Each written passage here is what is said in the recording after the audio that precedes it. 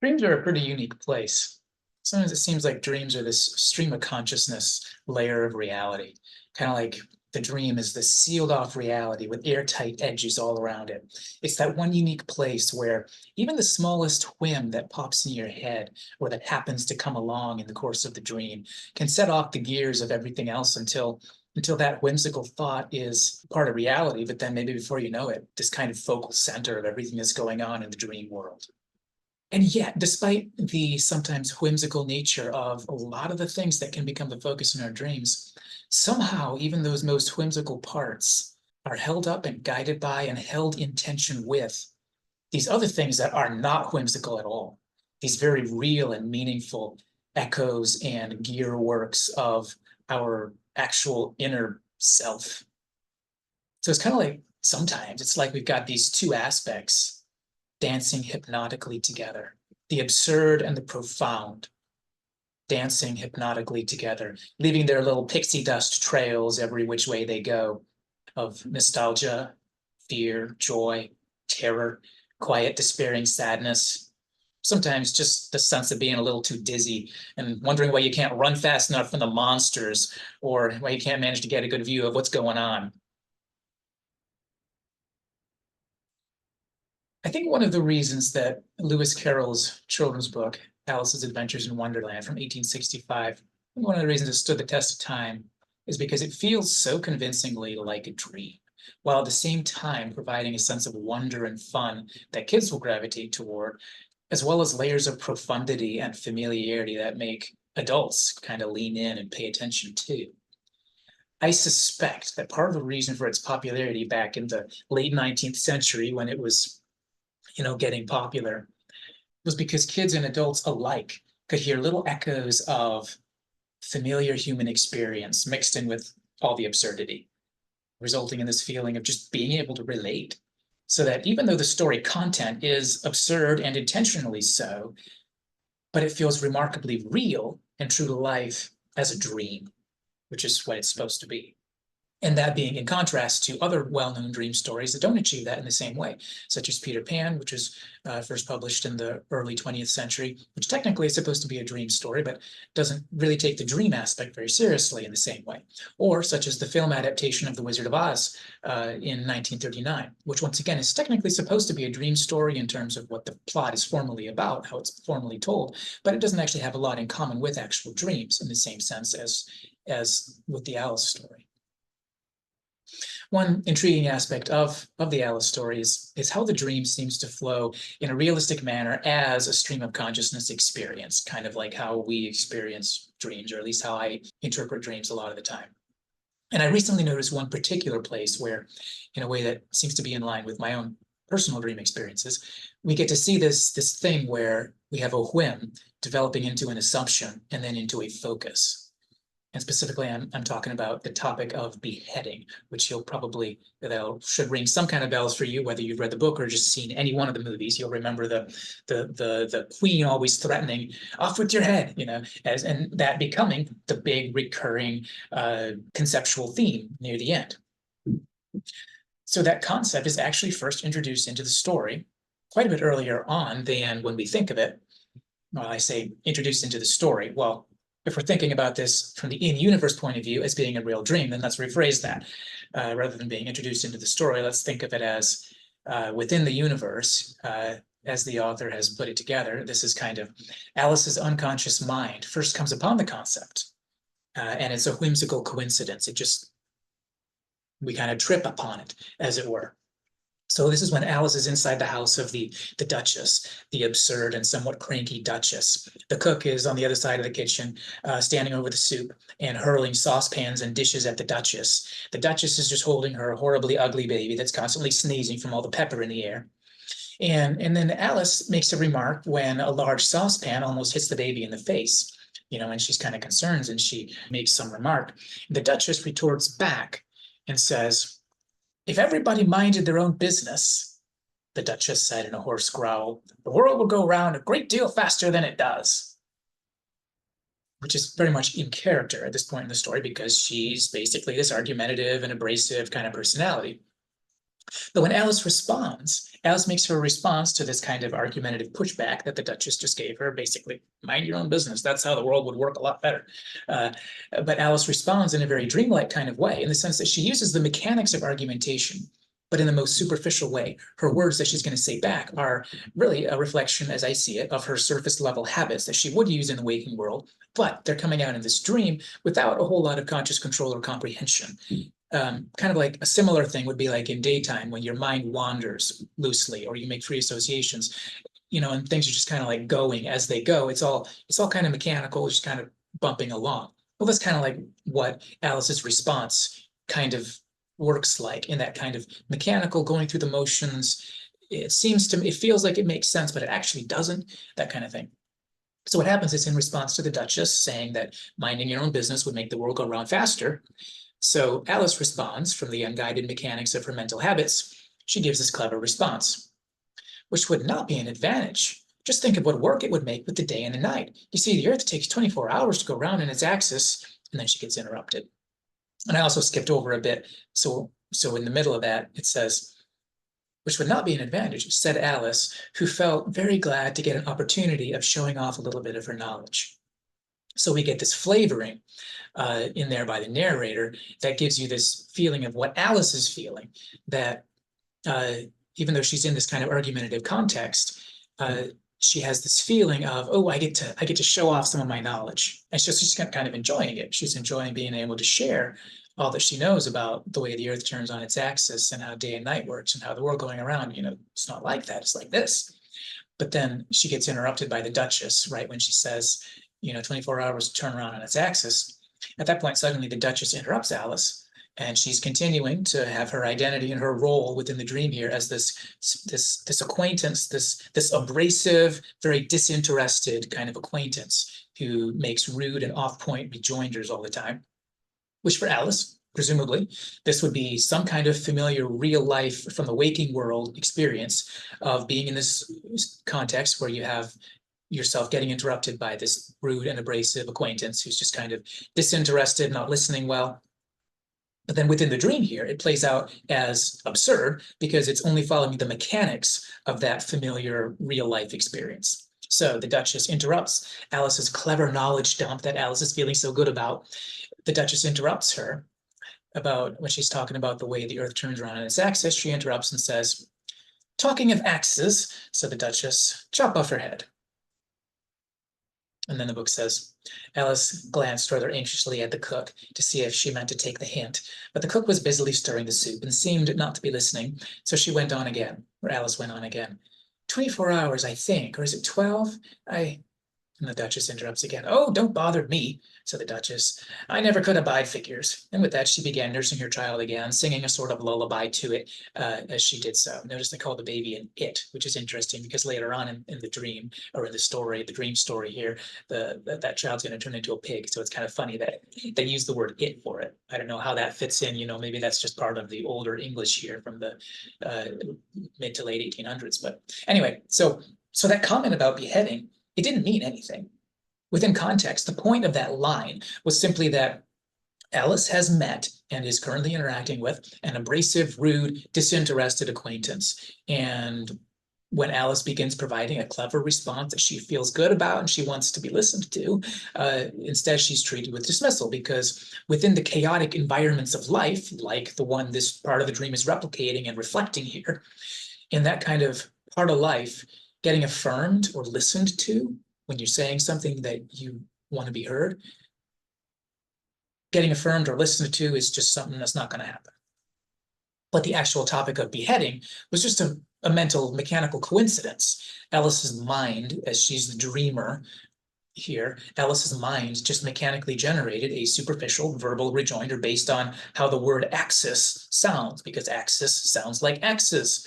So her mind just kind of mechanically created this thing to give Alice the feeling of being dismissively interrupted and spoken down to within this chaotic environment where that's the kind of thing that happens. But then finally, after the Duchess, so next thing in the story here, the Duchess is kind of singing to her baby, tossing the baby violently while it howls and sneezes. And then she tosses the baby to Alice. She throws the baby to Alice and says, here, you may nurse it a bit if you like. And I skip a little bit, and then she says, I must go and get ready to play croquet with the queen. And then the book says she hurried out of the room. The cook threw a frying pan after her as she went out, but it just missed her. So within a pretty close, they're pretty close together. We got these two different whimsical references that are both extremely whimsical, and they seem to have been generated, or at least if we interpret this as an actual dream, which I think is part of how it's supposed to be, these would have been generated by Alice's mind as basically background noise to allow for the chaotic and abrasive personality of the Duchess to treat Alice in dismissive and unpredictable ways. So playing croquet is generated to serve as a petty excuse. It's a very convenient, playing croquet, that's a good one. That pops automatically out of my mind for something somebody would say, this arrogant woman might say, as she rushes off dismissively. And then it's not just playing croquet, she's leaving Alice to play with the queen. So this other part is with the queen. And that just kind of levels up Alice's experience of being treated rudely and dismissively by someone who makes her feel small. Because at this point, unless I'm mistaken, this is the first mention of the queen, at least as far as I remember, as far as I'm aware. So probably this is the origin of the idea. The idea of there being a queen is basically the Duchess goes off to play with the highest person possible. So what would the mind throw in there to fill in the blanks? Well, the queen, highest person possible. The person who's going to make Alice feel small, that the Duchess is leaving her behind and leaving her responsibilities so she can go off and play with the queen, And then after that in the story, the next bit is when the ugly little baby turns into a pig, which definitely feels like a dream, since in dreams things and people are always turning into other things and people. But let's skip forward for the sake of our focus here. Let's skip forward to the middle of the next chapter. The next chapter is the mad tea party with the Hatter and the Hare. Now, one of the funny things with dreams is that even within the dream world, often we maintain a short-term memory that can span significant portions of the dream. Like within a set dream, or even I've had cases where it's multiple distinct dreams that are very much distinct and completely unrelated, but they're back to back. You can actually sometimes remember elements because apparently your mind is keeping this collection on hand for the duration of the whole stream of consciousness sequence, however long it is. So you might, for example, have a dream where you meet a funny stranger early on in the dream, and then you get on a plane, you fly somewhere far away, you go swimming in some ocean, you get a hotel room, there's a spaceship in the lobby, and then inside that spaceship, you see that same stranger again, and you remember it, and it feels like it was a long time ago, but you remember it. And then it turns out that he's evil and he's an alien, or whatever. But you get my point. So it's like things connect because your short-term memory is still storing stuff, even though you're in dreamland, and the things that are being generated, it's like superficial and mechanical and stuff, but you actually can remember some of these things. And they don't have to be important parts necessarily to be remembered. They just have to be things that you noticed when they were generated and when you quote unquote saw them or experienced them or whatever. So now, a chapter later in the story, and a good bit later in terms of Alice's dream experience that she's having, we end up in a completely different environment when Alice is talking with the Mad Hatter and the Hare. And then with that whole, if we're assuming that we do remember things in dreams to a certain extent, sometimes if it pops back up again in our recollection, then maybe it's not too much of a surprise for this queen that was mentioned to come up again, since Alice remembers being dismissed and left off alone by the Duchess because of this important queen. That experience is still there in her recollection from earlier on in the dream, and also from however it most likely happened in real life, something like that, with some other kinds of person, some other kinds of similar experience.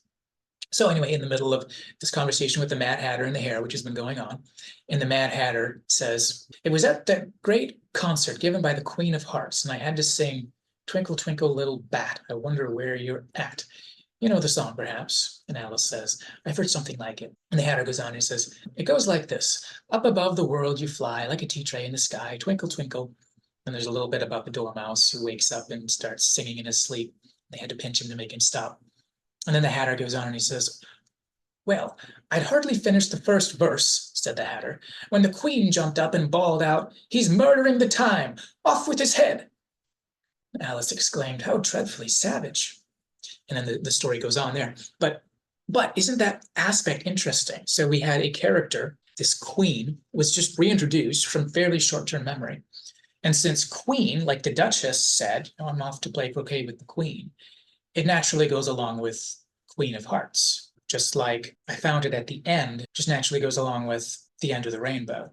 So seems like the automatic parts of Alice's mind just naturally finish the phrase and make it Queen of Hearts when the Hatter brings this up. But what happens next is fascinating because we don't just have a familiar character being referenced from short-term memory. Things have associations. And for Alice, feeling dismissed and feeling small were part of what made what the first mention of the Queen involved when the Duchess ran off and left Alice alone with the excuse being, I'm going to go play with the Queen. And then within that same context earlier on, the Duchess had also made her feel dismissed and small by interrupting her when she's sharing something that mattered to her and saying to cut off a head. So all these different ideas are kind of together connotationally. They're connected in terms of the emotional association.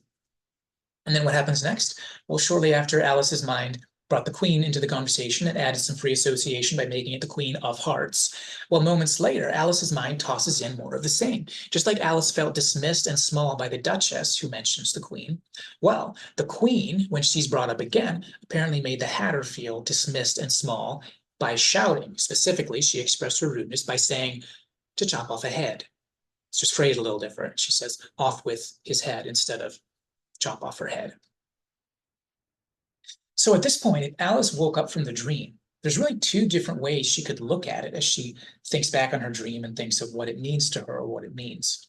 And both of those ways of looking at it kind of have some amount of a grain of truth. Because first, she could say, okay, so now that the dream has gone, once the dream went further, now I realize that the Queen earlier, when I was talking to the Duchess, the Queen that the Duchess went off to see was actually the Queen of Hearts, whatever that means. And it must be that the reason the Duchess talked about beheading and the reason she had beheading on her mind was because she's always hanging out with the Queen, who actually does behead people. And often dreams do end up making sense like that. And that may be one of your initial ways of interpreting your dream when you wake up. And sometimes you can notice fascinating things about the real world because the way the dream's grand narrative happens to play out may have certain interesting parallels with real things in real life. So it can be fun to interpret dreams in that kind of way, see what you come up with. So that's helpful if you want the dream to be a jumping board to think about the way things do happen in real life, that once you find out more details later, that says something about what was actually going on unbeknownst to you earlier on. But I suspect that's not the road to go down if you're wanting to know why your dream actually went in the direction that it did go. Because that was probably a little more mechanical, a little less, shall we say, planned. So that first way to analyze it and to reflect on all the strangeness that you've seen would be the grand narrative kind of way, where you notice what had actually, quote unquote, been happening in those earlier scenes, as if the whole thing was this coherent whole, which can be revealing in some ways. It can be interesting, at least, to think about. But the fact of the matter is, at least the way I tend to think about it, is that in that earlier portion, if you didn't know something to be true at that point, it probably wasn't actually true yet, because the dream is being constructed as you go. So the second way to interpret the dream is to think not about how it works as a grand narrative that's all interconnected in a coherent way, but instead as a stream of consciousness. So in the second way, you would realize, or Alice would realize, the dream, rather than being about beheadings and queens and stuff, the dream is about abrasiveness, rudeness, and feeling rejected or dismissed by people who you feel are better than you and who make you feel that way. Because she's off to play croquet with the Queen. Here, take my baby, Beheading was introduced early on because it just kind of rolled off the tongue after the reference to axis, which turned into axes, which turned into beheading, cut off her head. By the same token, the Queen was just a natural extension of the idea that the Duchess is better than me, and she's going off to be with some important person, and she's leaving her ugly pig child with me, And then later on, Queen of Hearts was just introduced because it just rolls off the tongue. If there's a queen, then we know it's the Queen of Hearts, just like if you reach the end, then you would probably be at the end of the rainbow, or if there was a chase, then it would probably be a chase around the mulberry bush, So it is fun to make it into a coherent story where things in the past, I'm talking about, when you have a dream, it is fun to make it into a coherent story where things in the past could be interpreted in light of things that happened later. But I think it's probably more psychologically revealing to hold that kind of thing as more like just extra icing on the cake. But actually, when you think about actually interpreting the dream, but that would be as a stream of consciousness that builds on itself and expands as it goes. If you really want to know what was actually going on and why the dream actually played out the way it did. But what's so cool about the Alice story that Lewis Carroll wrote, that this guy wrote way back, hundreds of years ago, is that it feels so real because you actually can analyze it in this kind of way. Because just a cheap old dream story that some random guy just threw together, you're probably not going to be able to analyze it in this kind of way, which is, I think, probably reflective of the fact that the guy who wrote this is somebody who spent meaningful enough amounts of time observing actual dreams. So he's creating something that is probably based on, probably not specific actual dreams, but based on his analysis, whether it's of his own dreams or what. So anyway, at the end of the chapter there, Alice ends up leaving the tea party kind of in a disgruntled way. She's kind of upset about how rude and absurd the Hatter and the Hare were. And she's finally like, I'm out of here. And she looks back and she sees them trying to stuff the dormouse into a teapot, I think it is. And she's like, enough with them. But then as she heads off, then suddenly she finds herself back in the hall with the tiny little door that she had longed so badly to go into back near the beginning of the story. If you remember the little door inside the hall, there was this tiny little door with a garden on the other side. And once again, this aspect of dream experience where things from the past are brought up again, because in a dream, your short-term memory a lot of the time is still going. And the direction of the dream can bring up incidental or even random things from earlier in the dream sometimes. And then in some of these cases, it becomes even more evocative than a typical dream would be. But some dreams could be like this, but it's definitely, of course, crafted by Carroll, but he's crafting it in such a way that it could have been an actual dream. So earlier in the dream, near the beginning, I mean, not the very beginning, but earlier on in the story, at least, the door with the beautiful garden on the other side had played the role of the deep, heartfelt longing that just couldn't be satisfied. Like that's what I think it would have been reflecting from Alice's waking life. It was the kind of longing that makes your heart want to burst, not just because it looks so beautiful and magical, and you can just imagine yourself brushing your fingers against all the wonderful blades of grass and skipping between the hedges in the wonderful sun. Not just because of that, because after all, remember, she could see through that door. She could see all this stuff. It felt very close and very near. Just the problem was the door was in the way. She couldn't fit, or she couldn't get the key, or whatever she tried. She was just that close, but not close enough, But anyway, not just because of all that, but also because every step that she took to try to overcome that obstacle just kept on offering her hope and then dashing her hopes. So most likely this was her mind kind of mechanically generating the familiar real life feeling of longing and that sense of magic and wonder, as you're looking at this thing and like it's going to burst out of you, but you're just disappointed and frustrated and pushed back and held back until you just begin to cry, which is what she did in that earlier scene earlier on in the dream. Because what it meant was unsatisfiable desire, longing that feels so close, but it's not going to be met. You're just going to be rebuffed until you're crying in despair and you just have to give it up. And then that was when, in that earlier scene, she cries and there's the pool of tears, and then she ends up swimming in the pool of tears. And then she does end up gaining a little bit of something like some comfort after her good cry in that wonderful tender moment when she meets the mouse, and the mouse keeps on saying, I'm going to leave, and Alice keeps on saying, come back, But anyway, so that's all, moving forward. But so this is what this context of the hall and the little door and everything, that's what it kind of meant and pointed to earlier on in the dream. But now, after the mad tea party, now she just suddenly finds herself back in that hall, almost like the imagery just comes back because the short-term memory just gets, it just gets triggered like that. because she doesn't go find it in any kind of logical way. She doesn't know, well, where would this be? Let me go find it. And it's not like she's in the same area. It's like it's just there. Kind of like how, I mean, you could suggest it's kind of like how when she was talking with the Mad Hatter, suddenly the Queen was in the conversation. It just got triggered from that short-term memory from earlier in the dream, and there it was.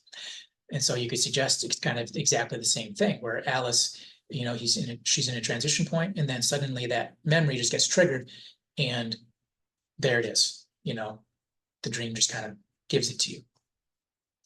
She also still remembers that, and this is another thing I haven't mentioned in this video, but in between there's the part where, she's talking with the caterpillar, and after the caterpillar leaves, she finds out she can get these pieces of the mushroom that allow her to grow or shrink depending which piece of the mushroom she eats.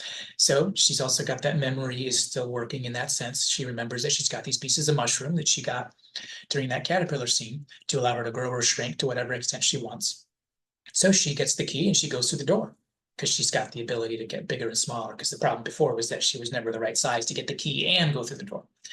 And so then the book says she walked down a little passage, and then, the word then is in italics, and then she found herself at last in the beautiful garden among the bright flower beds and the cool fountains.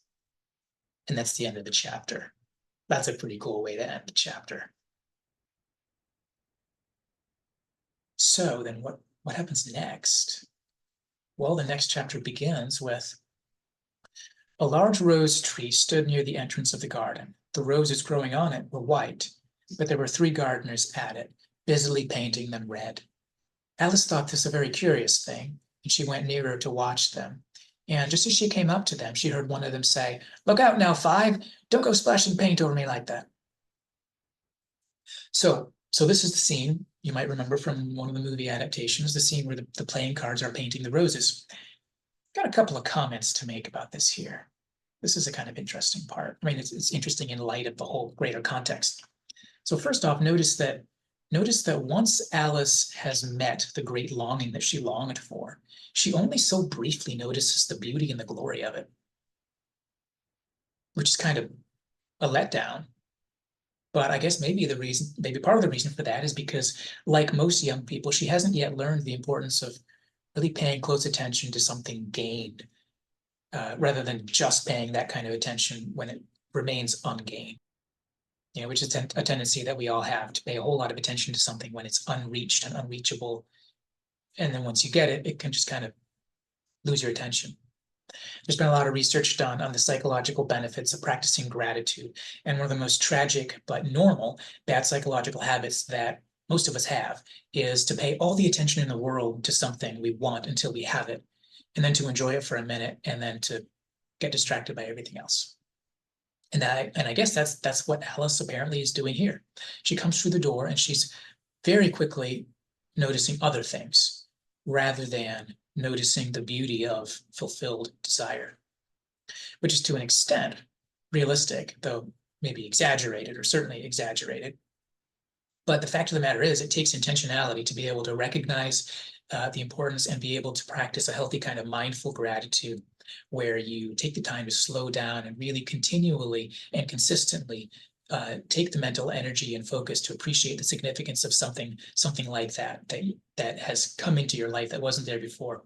And then moving forward, so this is, kind of more or less in the moment, but like moving forward, especially is when it becomes important to continue to reflect on and to value and to have focus on that thing as you move forward.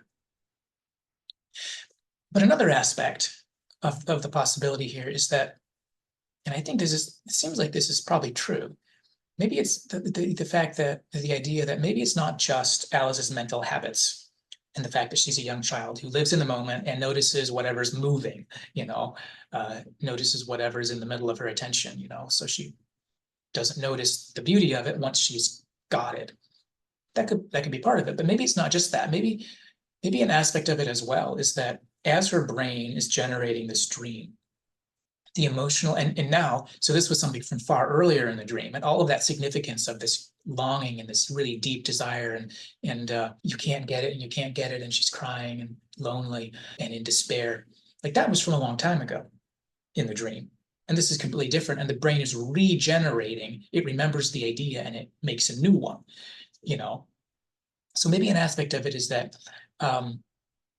as her brain generates the dream here, the emotional significance and the connotative beauty of the garden has actually changed. Maybe she went through that door and yeah, it was nice, but it got a little less glorious and magical because the dream mood was changing. The dream trappings were changing with it. Maybe it was a garden and it was the same garden, but it wasn't quite as good as the one she was longing for. And maybe that's why we don't get more descriptions of her just being elated, and just floating with delight, all that kind of stuff that at least I would have expected. I would have expected that to happen at least for a little bit. Like even if you're a little kid who's living in the moment and doesn't know how to mindfully appreciate and practice gratitude and that kind of thing, even if that is the case, you'll still notice it at first. The kid who gets the new present, the kid's going to notice it and be focused on it at least for a little bit.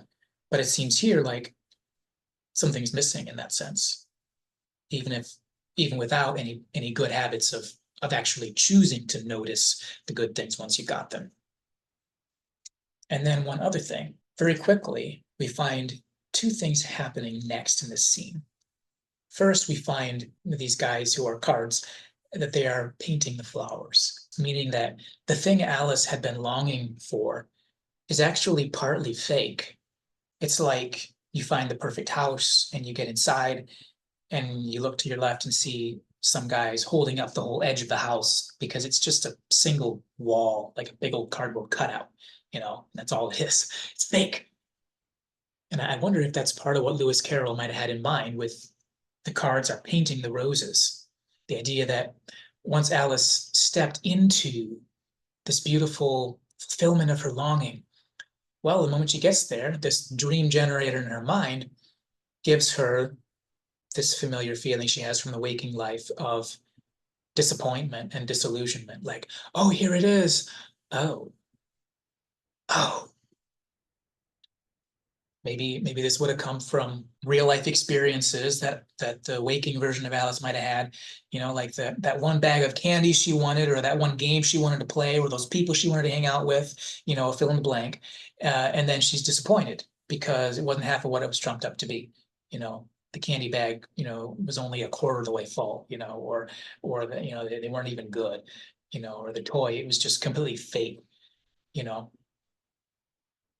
And in this dream, that feeling of disappointment and that feeling that life is just a big fake pile of pretend, that was portrayed, I guess, by her walking into the garden of her dreams and seeing a bunch of people desperately trying to get those roses painted the right color,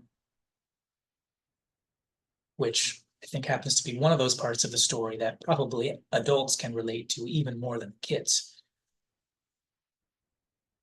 But then almost immediately, as they paint those roses, Alice's dream memory once again tosses in some bits from its collection of all the past stuff. And one of those things pops back up from the past, from that collection of loosely related ideas that's been growing in the back catalog there. So as these poor, desperate playing cards are painting away,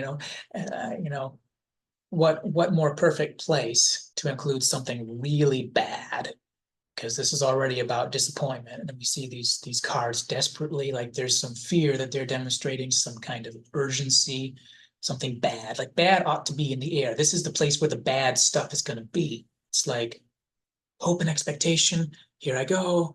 Oh, here's all the bad stuff. And that's what the generating machine is going to be giving next, because that's what it's reflecting from waking life.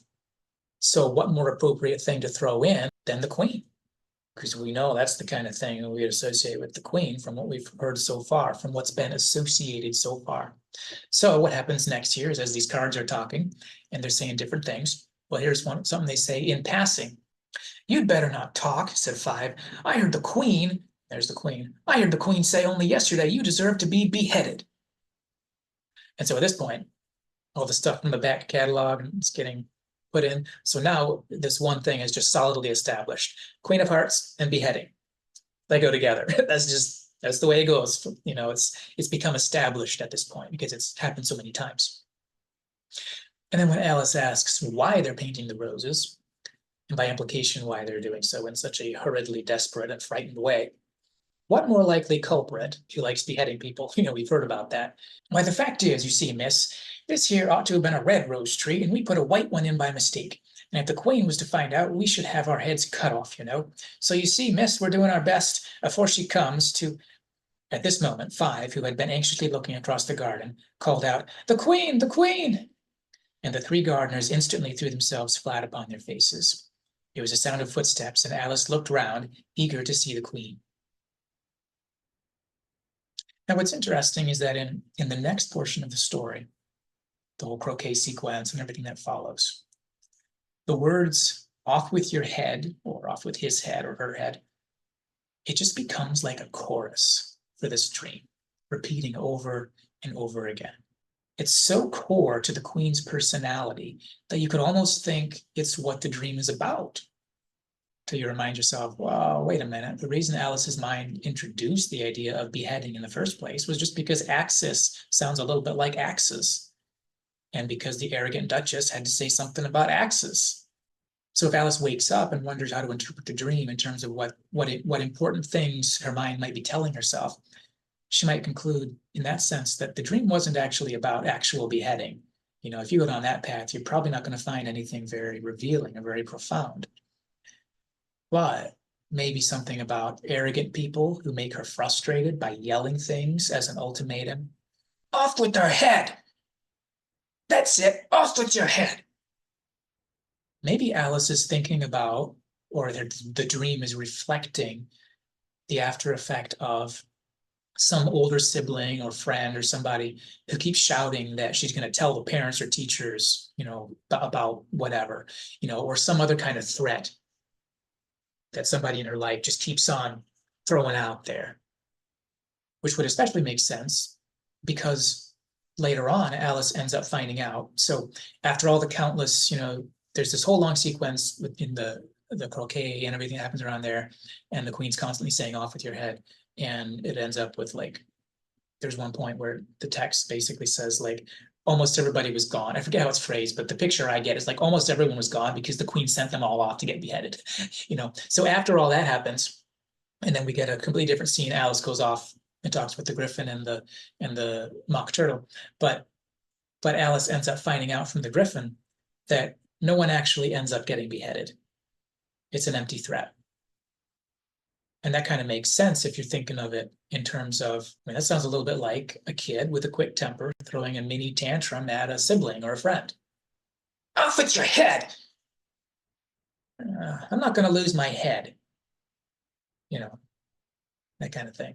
It's the ultimatum when you're throwing a temper tantrum, or when you're just mad and you're just yelling at little Alice or big Alice. Maybe this is, you know, Alice's little sister or little brother. But the actual physical and literal trappings of the dream, of the fact that this is a queen, the fact that these are playing cards, the fact that this is beheading, all those physical, literal trappings would seem to be derived from whims, from the capricious fancy of the moment in the process as this mechanical dream generating mechanism churns things out within her mind based on stuff that's on the top of the pile of stuff available, so to speak. That dream generating mechanism, though always deeply personal and tending to generate things that are profound to the dreamer, it makes no fuss about what tools are going to be used for that process. The dream builds itself out of whatever physical trappings are the most fresh and the most on the top of the mind. The story will be told, and it will be told seamlessly, without interruption or conscious construction going on, but only out of the puzzle pieces that are floating about readily at hand, easy to grab, easy to throw into that hole there.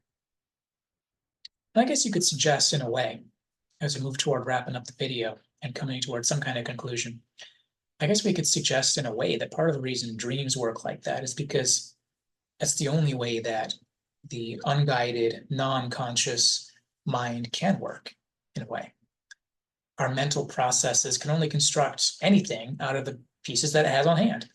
It's a little different when consciousness actually is engaged, or when there's actually an objective external world, not a dream, an actual real world is involved. It's a little different there. But still, there's still something of a stream of consciousness that exists inside your mind. Trains of thought still exist inside you as you walk through the real world. And we still have things pop in our heads from near recollection or from distant recollection.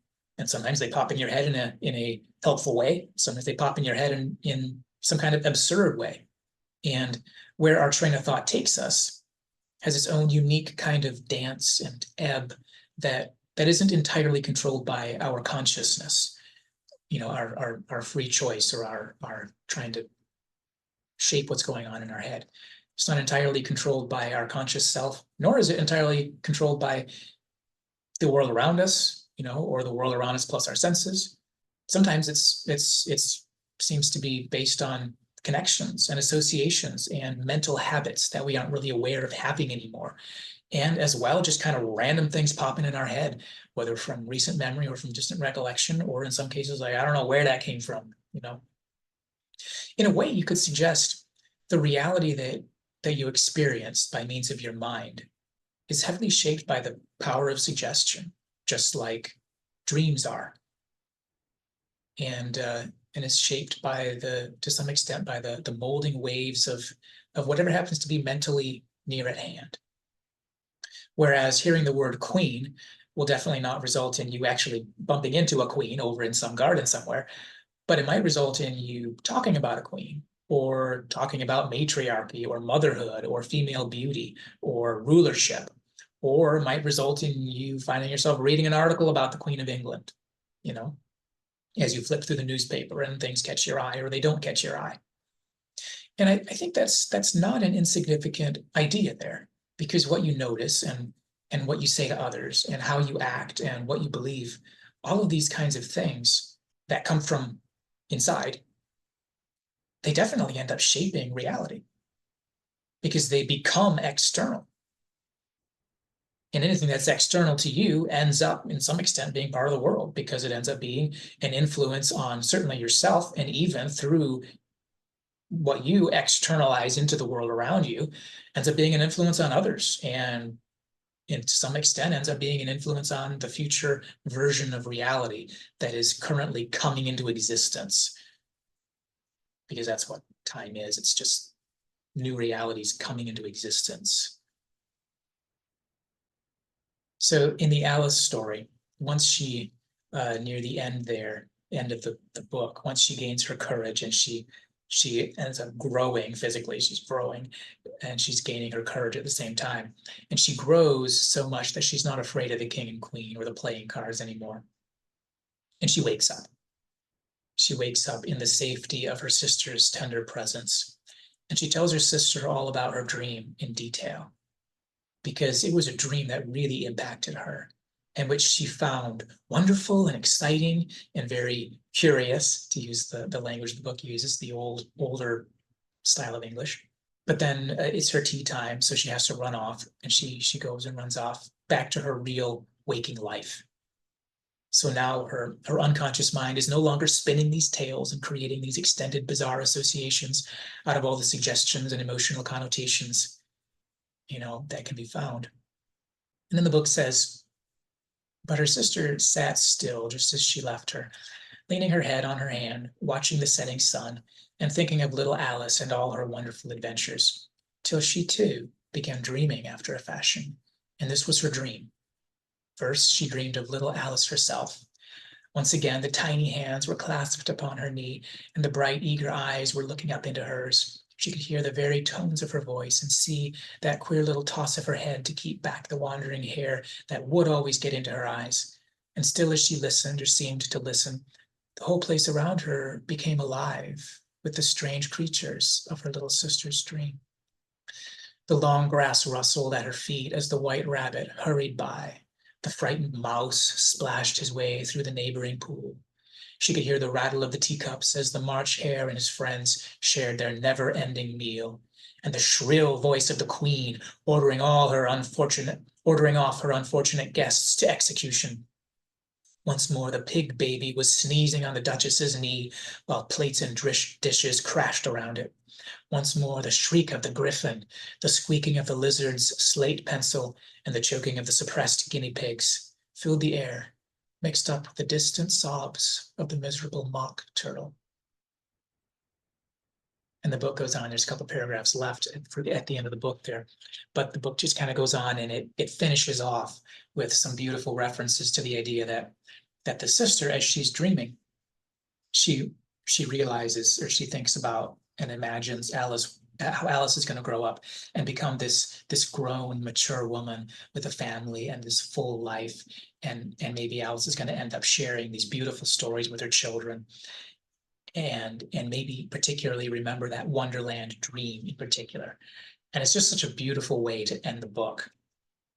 But for the purpose of my little topic I'm talking about here, I think it's just fascinating to think that the story here ends the way Lewis Carroll structured the book. He ends it with, in a way, it's kind of like all these associations and the mechanical generations of Alice's mind, whether or not that's how Lewis Carroll was imagining it. I mean, I think he was just creating a dream and he was making it like a real dream, and that's the way that I interpret dreams. But anyway, kind of what happens here is that all of those things, which are a lot of them just happenstance, and other ones are very personal to Alice's waking life experiences and her inner self.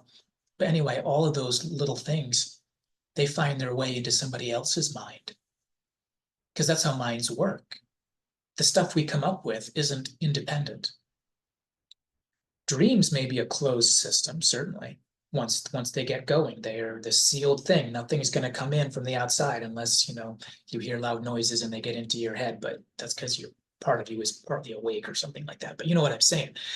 Certainly, in some sense, it's a closed system once the dream starts. But the dream is you're still getting all the stuff from the external world from before. You're getting it from the external world from before. You're also getting it from your own past decisions. But massively, the dream is coming also from stuff related to other people's actions that you saw or interacted with, other people's words, other people's behaviors, other people's interactions. Like whoever it was that the Duchess was kind of replicating, whoever that was, maybe it's her aunt or some teacher or somebody, or some stranger, some a friend of mother who came to, a friend of her mom who came to visit home, whoever it was, that woman, it could have even been a guy, who knows, but whoever that was a person with actions and words and behaviors and their interactions. And in that sense, Alice's dream wasn't entirely just her. It was coming from stuff outside prior, And part of the reason dreams work with this kind of stream of consciousness things, with influences that kind of bump into each other and interact with each other, and things pop in and build off of each other and they kind of flow. Part of the reason dreams work that way, with influences coming from everyone and everything, is because that's how the mind works. Dreams just let it happen in a context where there's no filter to distinguish between your imagination and your wandering mind and all that. There's no filter to distinguish between that mental stuff and then the external real world. So it's kind of like, in a sense, at least this is a possible way of looking at it, is it's kind of like your imagination is just kind of given a little more power, and then it looks like it's actually the real world. That's kind of how I look at it a lot of the time. Like it's your mind is wandering, but it's wandering especially, and you're not aware of the fact that it's a wandering mind, and it's all in your imagination is taking over. And then that's your reality. That's one way of thinking about it, at least. But anyway, definitely there's something like a mental process with a certain amount of not being as guided as it would be if you were aware of your waking self. And then depending on the kind of dream and how quote unquote lucid it is, that's going to affect certainly how involved you are. But generally speaking, even if you are in a lucid dream, there's still going to be elements that your brain is automatically constructing. And until you try to change them, they're still automatic. You're still not consciously in control of it. But anyway, so in a sense, we all live heavily shaped by the power of suggestion.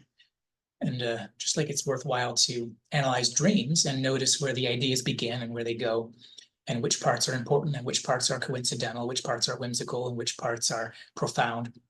Well, it's kind of the same thing when we're awake. To notice what's going on upstairs, to notice our thoughts, the words going through our head, the ideas and beliefs going through our head. To notice our thoughts, to notice our feelings, to notice what we feel and why. And when it comes and goes, and notice ideas, notice where an idea or an emotional experience begins for you and why. So I guess life is a lot like a dream in many ways. And there's that one song that says life is but a dream. Life is like a dream in a lot of ways.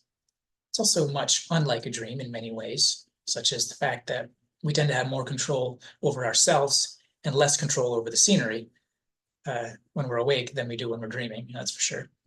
In real life, our imagination stays inside our head until or unless we open our mouth and let it out, or use our hands or our actions in some way to let it out, and let it out to cause influence in the external world. Real life also includes actual other people, for which I am very glad. It also includes actual, objectively real objects and happenings and natural laws that don't come from myself, for which I am also very glad. As much as I love a good dream, I'm very glad for the real world. But yeah, so maybe next time you wake up from a dream and you remember bits of it, maybe give it a little time for reflection, maybe write it down. See if any of the feelings or impulses or mental habits that came out in that dream, see if any of them feel familiar to anything recent, or anything could be way back and it's still fresh for some reason. See if any of the feelings or impulses or mental habits that came out in the dream feel familiar to something real. And see if the incidental things, the objects and the people and all that, see if maybe some of them might have come from some of the whimsical train of thought kinds of things, or maybe they came from the television show you just saw, or some memories, distant memories or near memories. And as you do that, you don't have to find the right answer, but it's a great deal of fun to make some good guesses. And maybe along the way, notice some things about yourself that you may have been overlooking while you're at it. All right, well, that's it for this video. Hope I didn't ramble too much there, but if you want more videos that talk about, I try to do videos about stuff that I find interesting within fantasy and sci-fi fiction. Anyway, if that sounds interesting, go ahead and hit subscribe. See you in the next one.